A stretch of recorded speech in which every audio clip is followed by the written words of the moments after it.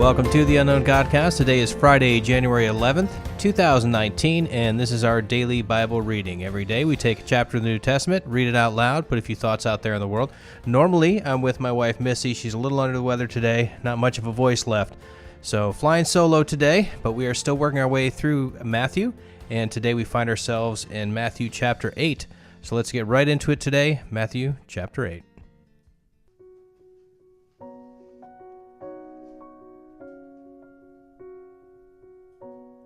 When he came down from the mountain, great crowds followed him. And behold, a leper came to him and knelt before him, saying, Lord, if you will, you can make me clean. And Jesus stretched out his hand and touched him, saying, I will, be clean. And immediately the leprosy was cleansed. And Jesus said to him, See that you say nothing to anyone, but go show yourself to the priest and offer the gift that Moses commanded for a proof to them. When he had entered Capernaum, a centurion came forward to him, appealing to him, Lord, my servant is lying paralyzed at home, suffering terribly. And he said to him, I will come and heal him. But the centurion replied, Lord, I am not worthy to have you come under my roof, but only to say the word, and my servant will be healed. For I too am a man under authority, with soldiers under me. And I say to one, Go, and he goes, and to another, Come, and he comes. And to my servant, Do this, and he does it. When Jesus heard this, he marveled, and said to those who followed him, Truly I tell you, with no one in Israel have I found such faith.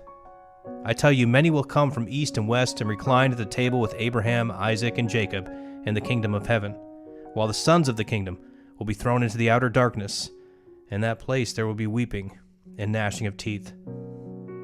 And to the centurion Jesus said, Go, let it be done, for you as you have believed.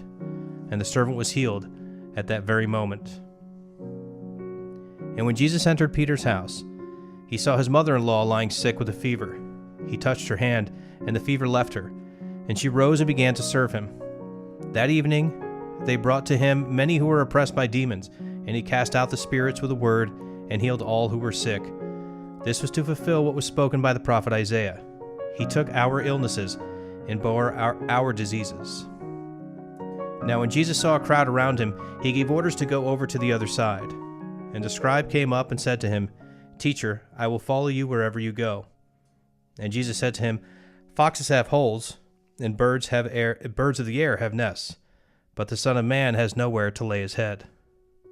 Another of the disciples said to him, Lord, let me first go bury my father. And Jesus said to him, Follow me, and leave the dead to bury their own dead. And when he got into the boat, his disciples followed him. And behold, there arose a great storm on the sea, so that the boat was being swamped by the waves, but he was asleep. And they went and woke him, saying, Save us, Lord, we are perishing. And he said to them, Why are you afraid, O you of little faith? Then he rose and rebuked the winds of the sea, and there was a great calm. And the men marveled, saying, What sort of man is this, that even winds and sea obey him?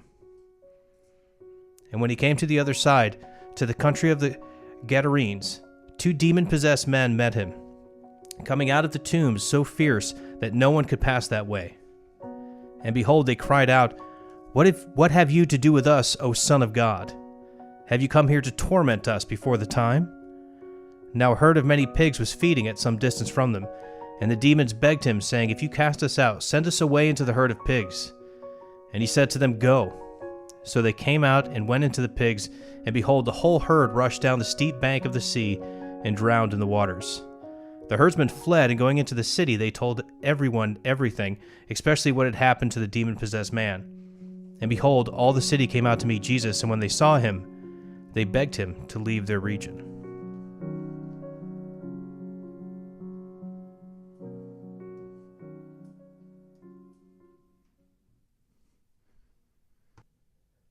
So a lot of great things in this chapter. Just a few things I want to touch on. Number one of the things that really jumped out is the faith of the centurion. It's pretty interesting, Jesus' words there. This centurion came to him. So this is Gentile. This is not a Jewish person at all, Roman soldier. And he understands, it seems, who he is. He calls him Lord. He says he's unworthy.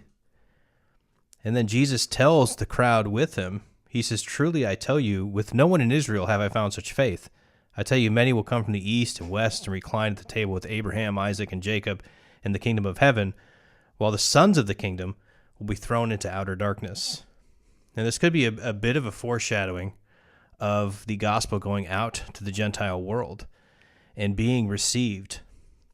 And in the centurion, we can find ourselves. We are unworthy. We're completely unworthy. There's nothing we can do to deserve or earn the grace of God, but he freely gives it. And here's someone who understood that, even very early on, before many of his own disciples knew who he was.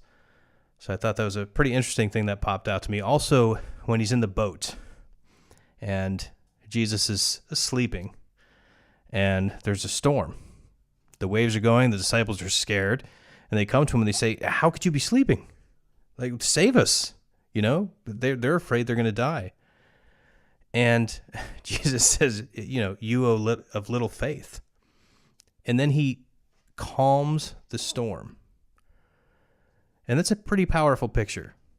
And they marveled at that because they said, wait a minute. They got to be thinking only God can calm the storm.